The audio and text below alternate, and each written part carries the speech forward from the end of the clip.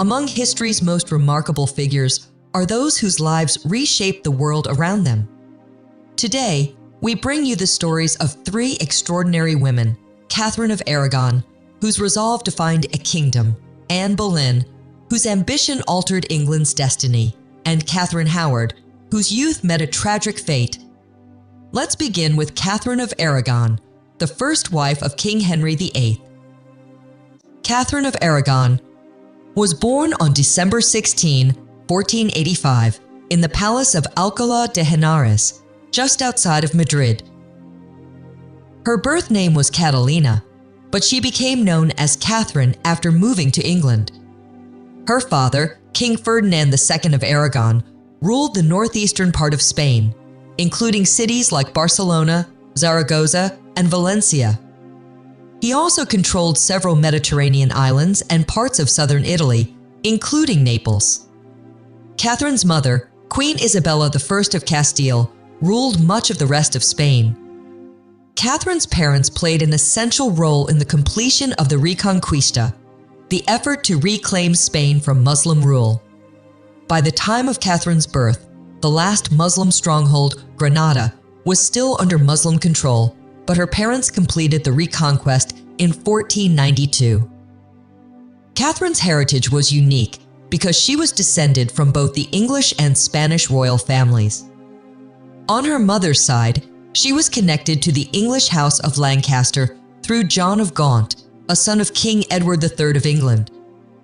As a royal princess, Catherine received a formal education from distinguished scholars, including the Dominican priests Pascual de Ampudia and Andres de Morales, as well as the Italian humanist brothers Alessandro and Antonio Geraldini. Her education focused on Latin, European languages, history, and philosophy. As the daughter of the Catholic monarchs, Catherine also received a strong religious education, studying the Bible and other important Christian texts. Her upbringing in two powerful royal families prepared her for a life of influence, although her most significant events were yet to come in England. Catherine of Aragon's early education was shaped by the royal and intellectual environment around her. As the daughter of Queen Isabella I of Castile and King Ferdinand II of Aragon, she was trained to be a learned and cultured princess. Her education was deeply rooted in the Catholic faith, as both her parents were known for their devotion to the Church and for championing Catholicism across Spain. Catherine was tutored by esteemed scholars such as the Dominican priests Pascual de Ampudia and Andres de Morales. These scholars emphasized the study of Latin, which was the key language of scholarship during the Renaissance. Catherine also studied European languages, ensuring that she could communicate across the courts of Europe, an essential skill for a royal marriage. Her education was well-rounded, including subjects like history, law, and philosophy. As a member of two prominent European royal families, Catherine was also well-versed in royal diplomacy and the importance of maintaining family alliances. Her connection to the English royal family through her mother, Isabella, was crucial for her later life in England, where her eventual marriage to Prince Arthur of Wales would cement the union between Spain and England. Catherine's education and royal upbringing prepared her for the challenges she would face as a queen, though it was her persistence, intelligence, and commitment to her role that would define her legacy. By the late 1480s, when Catherine was still a young child, her parents, King Ferdinand and Queen Isabella of Spain, had already begun negotiating a marriage alliance between their daughter and Prince Arthur of Wales, the eldest son of King Henry VII of England. This was part of a broader strategy to strengthen the relationship between Spain and England, especially in light of Spain's growing rivalry with France over control of the Italian peninsula. In the year 1489, Rodrigo González de Puebla, a Spanish diplomat, was sent to England to discuss the details of the proposed marriage. Both sides were eager to seal the alliance as tensions with France were rising, and a union between Spain and England could shift the balance of power in Europe. However, the marriage negotiations were delayed, primarily due to disagreements over Catherine's dowry, and how her household would be maintained once she arrived in England. Despite the breakdown in negotiations in 1489, a key diplomatic agreement was reached that same year, the Treaty of Medina del Campo. This treaty formalized an alliance between Spain and England, though it did not immediately settle the marriage between Catherine and Prince Arthur. Still, the treaty set the stage for future discussions and provided a foundation for further negotiations. As Catherine grew older, her education continued alongside the diplomatic discussions about her marriage. By the time she reached her early teens, the marriage with Prince Arthur was once again a topic of focus. Catherine of Aragon's marriage to Prince Arthur, heir to the English throne, was a momentous event in European diplomacy. In the autumn of 1501, Catherine, at the age of 16, traveled from Spain to England to marry Arthur. She landed in Plymouth on October 2nd, and after a lengthy procession through southern England, they arrived in London on November 12th. The grand wedding ceremony took place on November 14th at St. Paul's Cathedral, marking the official union of the two royal families. However, the joy of their marriage was short-lived. Despite sharing a bed during the following months, Catherine and Arthur never fully consummated their marriage. In the spring of 1502, both contracted the sweating sickness, a mysterious illness that was widespread at the time. While Catherine survived, Arthur passed away on April 2nd, leaving Catherine a widow at the age of 16. Arthur's sudden death had profound implications for both Spain and England. Catherine, now a widow in a foreign land, faced the uncertainty of her future. Her marriage to Arthur had been part of a diplomatic arrangement, and his death left her position in limbo. Her parents, Ferdinand and Isabella, quickly began negotiations for Catherine to marry Arthur's younger brother, Prince Henry, who was only 12 years old at the time. Despite the early loss, Catherine's determination and resilience would guide her through the years ahead as she navigated the political complexities of her new life in England. After the death of Prince Arthur, Catherine of Aragon's position in England became uncertain, but her parents, King Ferdinand and Queen Isabella of Spain, were determined to secure their alliance with England. Soon after Arthur's passing in the spring of 1502, discussions began about Catherine's potential marriage to Arthur's younger brother, Prince Henry, who would later become King Henry VIII. Though Henry was still a child, both the Spanish and English courts saw the importance of maintaining the marriage alliance. In the years that followed, Catherine remained in England, living at Durham House in London. She was not formally married to Prince Henry, but her continued presence in England and the support of her Spanish ambassadors kept her role significant. Catherine's situation was complicated by the young age of Henry and the political challenges faced by both kingdoms. While she remained a widow, she continued her education, learning English and maintaining ties with her Spanish heritage, which she remained loyal to throughout her life. Despite the uncertainties surrounding her future, Catherine's importance as the widow of the Prince of Wales remained strong. In England, she became a symbol of stability and the potential to strengthen ties with Spain. Her intelligence, piety, and strong sense of duty also made her a respected figure in the English court, even though she was not yet formally married to Henry. Catherine's resilience during this period set the stage for the eventual marriage to Henry, which would have profound consequences for both her and English history. In June of 1509, after years of political negotiations and personal challenges, Catherine of Aragon married Prince Henry, who was now King Henry VIII of England. Catherine had been in England for nearly 8 years, and this marriage marked a new chapter in her life. At the time of their marriage, Catherine was 23, and Henry was just a few days shy of his 18th birthday. Despite their age difference, the union was a significant political and diplomatic moment for both Spain and England. Catherine's role as queen was not just ceremonial. She quickly became a trusted advisor to Henry, and she played a key role in the early years of his reign. Her influence was evident in her involvement in important political decisions and in her active role in representing Spanish interests at the English court. In the early years of their marriage, Catherine was also a strong supporter of Henry's military ambitions, particularly during his wars with France and Scotland. As queen, Catherine was also a patron of the arts, education, and religion.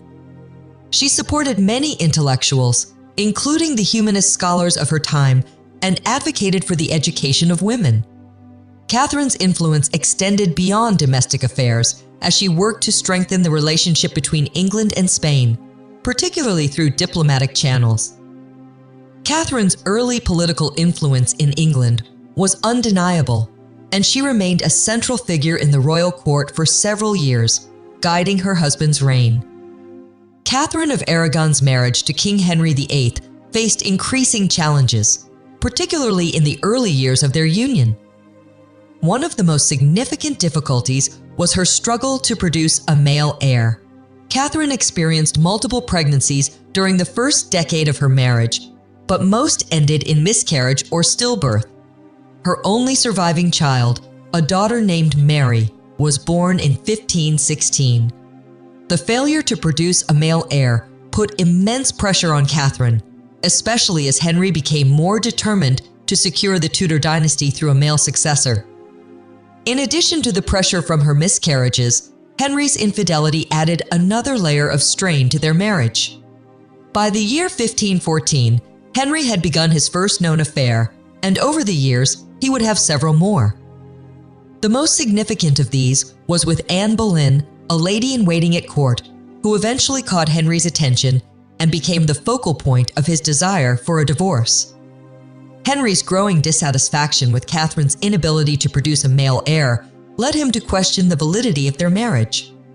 In the year 1527, he sought an annulment on the grounds that his marriage to Catherine had been unlawful due to her previous marriage to his brother Arthur. This became known as the Great Matter. Despite Catherine's protests and attempts to secure support from her nephew, Emperor Charles V, Henry's desire for an annulment would lead to a crisis in English politics, religion, and society. As Catherine of Aragon's marriage to Henry VIII deteriorated, her life took a more isolated and challenging turn. After years of being denied an annulment, Catherine was effectively separated from the court and forced to live in various residences, including Kimbolton House. Despite being stripped of her title as queen, she continued to assert her rightful place as the legitimate wife of Henry, refusing to accept his marriage to Anne Boleyn. Her steadfastness in defending her marriage and her daughter's right to the throne became a hallmark of her legacy. During her final years, Catherine became increasingly estranged from her former husband and the court. However, she remained deeply connected to her faith, and her correspondence with influential figures, including her nephew Charles V and the Pope, reflected her continued influence in European affairs. Catherine's health deteriorated over time, and by the autumn of 1535, she was gravely ill. She died on January 7, 1536, at the age of 50, from what is believed to have been a form of cancer. Though she passed away in relative obscurity, Catherine's legacy would live on, particularly through her daughter, Mary, who would eventually become Queen of England. Catherine of Aragon is remembered as a strong, intelligent, and principled woman who fought for her beliefs against overwhelming odds. Her story is one of resilience, determination, and unwavering devotion to her faith and her daughter's future. Anne Boleyn was born in around 1501 at Blickling Hall in Norfolk. When Anne was a child, her family moved to Hever Castle in Kent, which became their main home. Anne's father, Sir Thomas Boleyn, was a well-educated man who could speak French fluently. He was very ambitious and was appointed by King Henry VII to be deputy warden for customs at Calais, making him a powerful courtier. Anne's great-grandfather, Sir Geoffrey Boleyn, had been the Lord Mayor of London in 1457 and had bought both Blickling Hall and Hever Castle. Anne's mother, Elizabeth Howard, was the daughter of the Earl of Surrey, who later became the second Duke of Norfolk. Elizabeth was a noblewoman who worked as a lady-in-waiting to Queen Catherine of Aragon. The Howard family had strong connections to the royal family, partly because Anne's uncle, the 3rd Duke of Norfolk, had married Anne of York, the daughter of King Edward IV. Anne was raised in an environment of learning, and she and her brother George were known for their intelligence. Anne's education included reading, writing, languages, music, and traditional feminine skills like needlework, singing, and dancing. Although there were rumors about her physical appearance, including claims she had a mole on her neck and an extra finger, her father still chose Anne to represent the family abroad.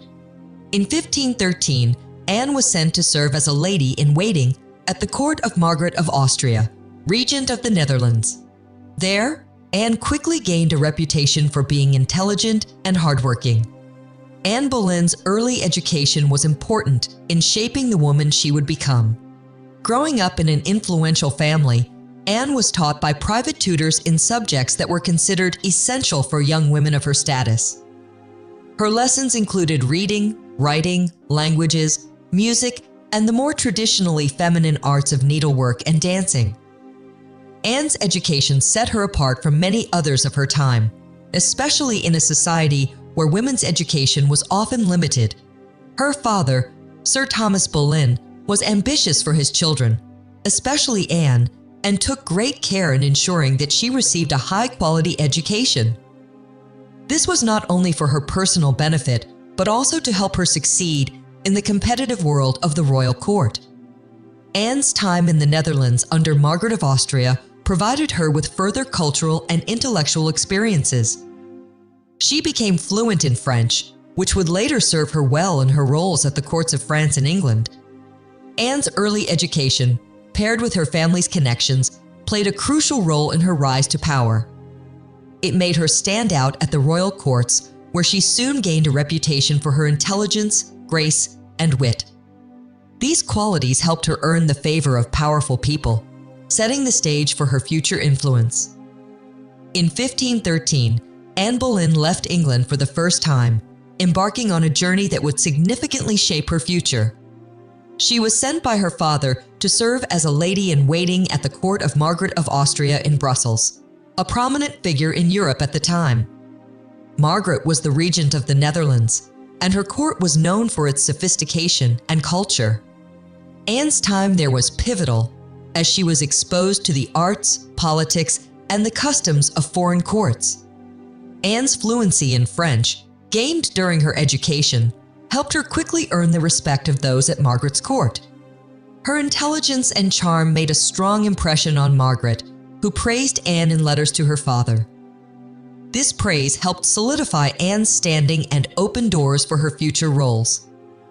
While serving at Margaret's court, Anne also made her first mark in history through a letter she wrote in French to her father, which remains one of the earliest examples of Anne's personal voice in historical records. Her time in Brussels was important for her personal growth, as she gained confidence in navigating the complex and often treacherous world of European courts. By 1514, Anne had transitioned to a new role, this time in the service of Mary Tudor, the sister of King Henry VIII. When Mary married King Louis XII of France, Anne accompanied her to the French court, where she would remain for several years. During this time, Anne's experiences in the French court played a crucial role in shaping her future, as she learned more about the intricacies of royal life and political maneuvering. Anne Boleyn returned to England in 1522 after spending nearly 9 years in Europe.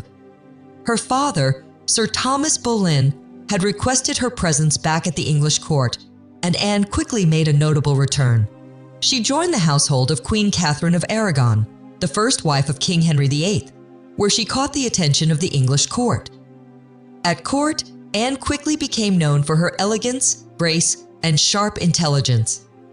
She was considered a fashion icon, admired by many, and her presence caused a stir among those who saw her as a striking contrast to the more traditional women at court. Anne's charisma and charm did not go unnoticed by King Henry, who was beginning to feel dissatisfaction with his marriage to Queen Catherine, largely due to her inability to provide him with a male heir. In March 1522, Anne was chosen to participate in a masque at court, where several women dressed as princesses portrayed various virtues. Anne was assigned the role of Perseverance, symbolizing her strong character. By this time, her sister Mary had been the king's mistress for several years, but Anne, unlike her sister, was determined not to be just another mistress. She refused to be with the king unless it was under the condition of marriage, making her stand out from other women at court. Anne's rise at court, alongside her intelligence and beauty, set the stage for her eventual relationship with King Henry VIII. She had earned the attention of not just the king, but many others in the court, thanks to her distinctive personality and her ambition to secure a powerful marriage.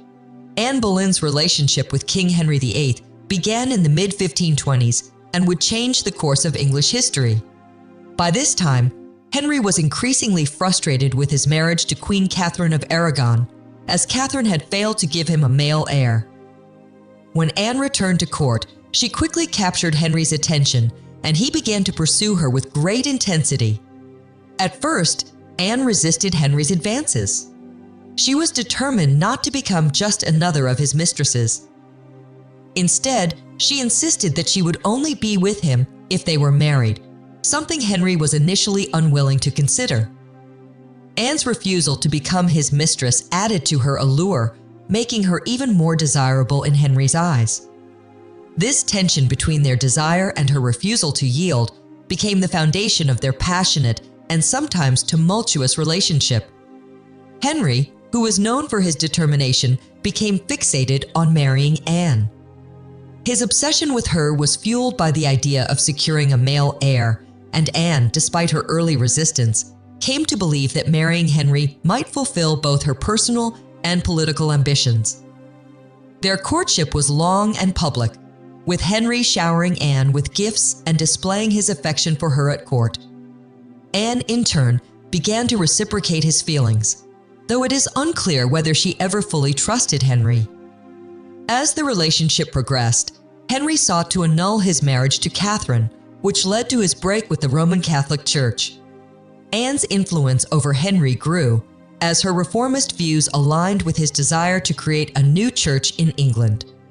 This movement toward religious reform played a key role in their relationship, with Anne supporting Henry's efforts to secure his divorce from Catherine and marry her. Their relationship reached its peak in 1533, when Henry married Anne in a secret ceremony. Despite the secrecy, Anne became Queen of England and was crowned in a grand ceremony. However, the pressure of providing a male heir soon weighed heavily on their marriage. Anne Boleyn's time as Queen of England, though brief, had a lasting impact on both the royal court and English society.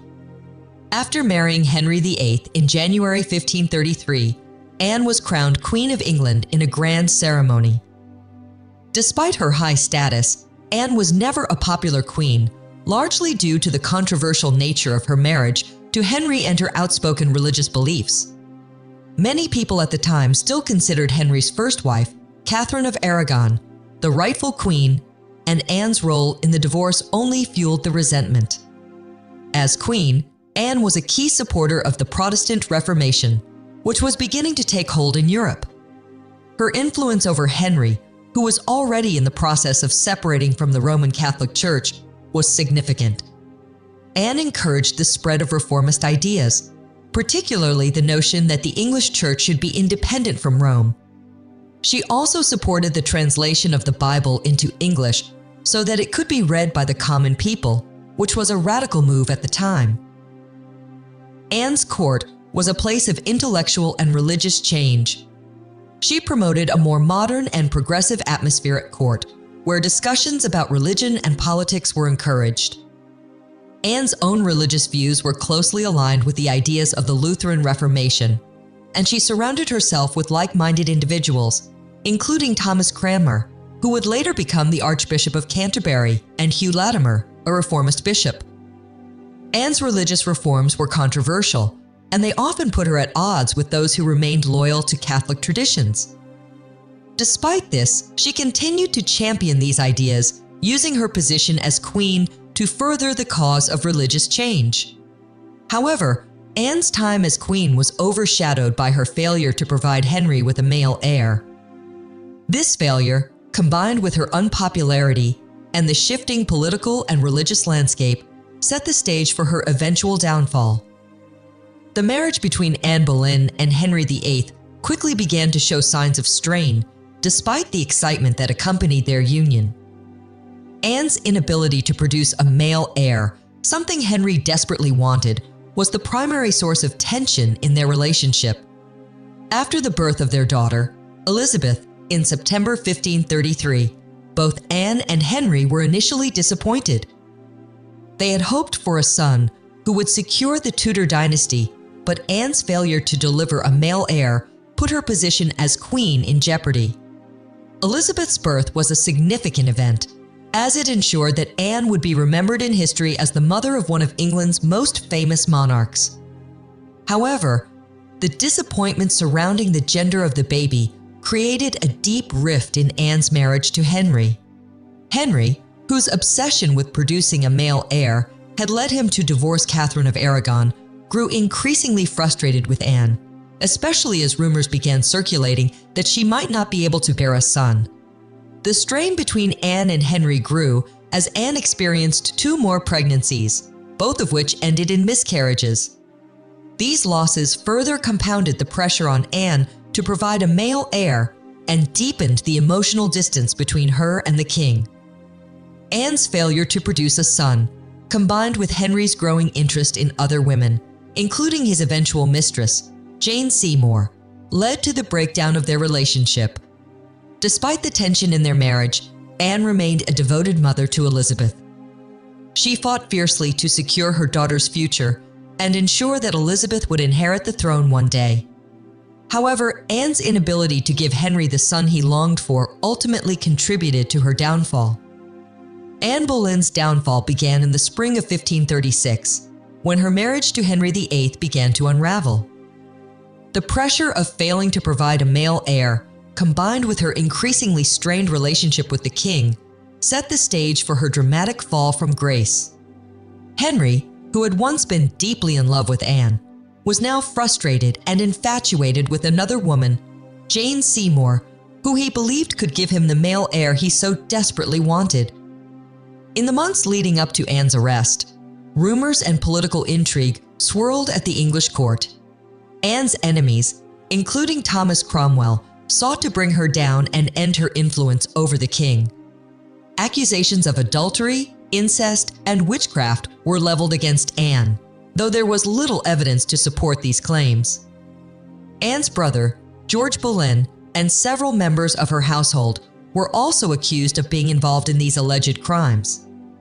On May 2nd, 1536, Anne was arrested and taken to the Tower of London, where she was held in custody. The charges against her were both shocking and absurd. She was accused of having affairs with several men, including her brother, and of conspiring to kill the king in order to marry one of her lovers. Anne vehemently denied the charges and maintained her innocence throughout her imprisonment. Despite her protests, she was tried by a court of her peers, many of whom had been forced to go along with the king's wishes. Anne was found guilty on May 15th, and her execution was set for May 19th. Her downfall was a direct result of Henry's desire to marry Jane Seymour and secure a male heir, as well as the political forces at play in the court. Anne Boleyn's trial in May 1536 was a shocking and tragic event, as no Queen of England had ever been put on trial before.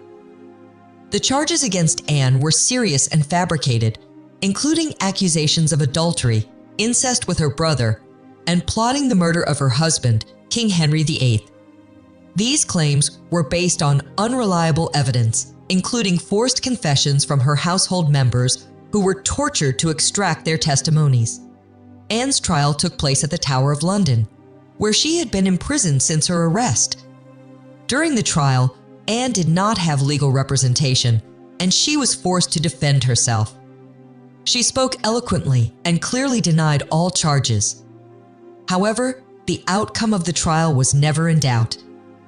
The court, made up of nobles who were loyal to Henry, had already decided her fate.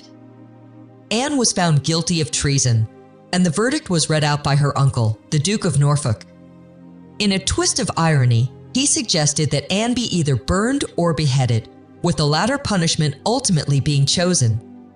On May 16th, the court convened again to discuss Anne's fate, and her marriage to Henry was officially annulled by Archbishop Thomas Cranmer. This annulment, which claimed that Anne had never been the lawful queen, further sealed her fate. She was condemned to death, and the king, now eager to marry Jane Seymour, had no hesitation in carrying out the execution. On May 19th, Anne was taken to the scaffold at the Tower of London. Despite the false charges against her, Anne faced her death with dignity. She gave a brief but moving speech, expressing her love for the king and asking for prayers. With one swift blow from the executioner's sword, Anne Boleyn's life was brought to an end. Anne Boleyn's legacy is one of complexity and lasting influence, both in England and beyond. Despite her tragic and untimely death, she is remembered as a key figure in the English Reformation. Anne's marriage to Henry VIII led directly to the establishment of the Church of England, as her refusal to be just another mistress, and her eventual marriage to Henry, pushed him to break from the Catholic Church. This move forever altered the religious landscape of England and had ripple effects throughout Europe. Perhaps Anne's most significant legacy is her daughter, Elizabeth, who would go on to become one of England's greatest monarchs, ruling for 45 years and ushering in a golden age of English culture, exploration, and power. Anne's determination and ambition were passed on to Elizabeth, who, despite the challenges she faced, became a beloved and respected ruler. In the years following Anne's death, many people viewed her as a martyr, a victim of political intrigue, and the whims of a king who had grown tired of her. The downfall of Anne Boleyn is often seen as the result of her failure to provide a male heir, but in the eyes of history, her strength and her role in shaping England's future have overshadowed the tragic end of her life. Katherine Howard was born sometime between 1522 and 1525 in Lambeth, Surrey. Her father, Edmund Howard, was a nobleman struggling with financial